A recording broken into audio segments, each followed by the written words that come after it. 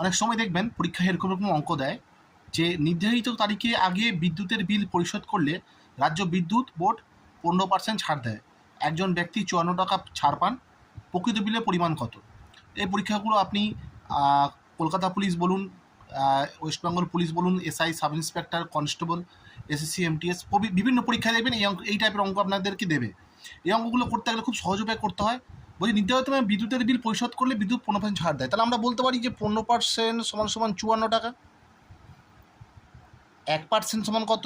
54/15। 100%-এর মানটা কত? 100% সমান সমান 54/15 ইন্টু 100%। তাহলে 5 3 15, 5 × 100, 3 18 54। তাহলে 18 দিয়ে 20-কে যদি আমি গুণ করি তাহলে হচ্ছে আপনার 360 টাকা। আবার গুণটা করে দেখে নেন। 8 0 0 8 2 16,